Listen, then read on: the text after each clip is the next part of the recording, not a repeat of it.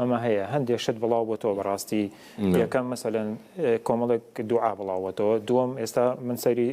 ڤیدیۆیەکم کرد دەڵێن لە لاپەڕە 35 حوتی قورئانە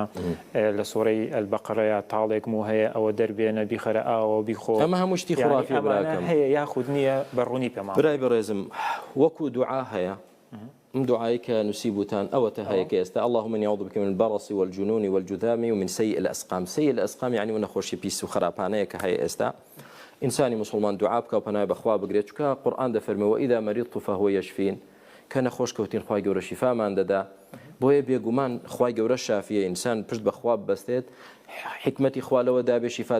دا حكمتي خوالو دا بمري دمري أما أوشت خرافياتاني تر مسلمان باباوري بينبه أوي كبرزت باسر كير تعلمويا لنا سورة بقرة دا بخيتنا أو بيخو أما هم يدروا دلسي هيجني هيج بوشت أنا مسلمان نخلتين وبيويستا مسلمانان ملكتي الرنماي بزيشكي وتندرستي بن لو بواردا أوان أهلي اختصاصا كاتێک کە کۆمەڵی ڕێنماییدا دەندرێ بە پابندی بن نەک بەشتی خرافیەوە خۆیان ببەستنەوە وڵا ئێمە فلانشتە بکەین وایە و فلانشتە بکەین وایە نەخێر بەعام طبی نەبەویمان هەیە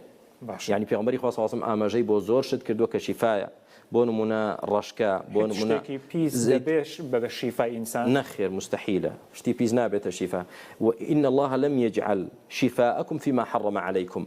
پیامبر صلی الله علیه و آله خوای گەورە شیفای ئێوەی لە شتێکدا نەناوە کە لێی حرام کردوون هەموو پیسێکیش حرامە ئیسلام بۆچی هاتووە يحل لهم الطيبات ويحرم عليهم الخبائث شتە پاکەکان حەڵاڵە شتە پیسەکانیش حرامە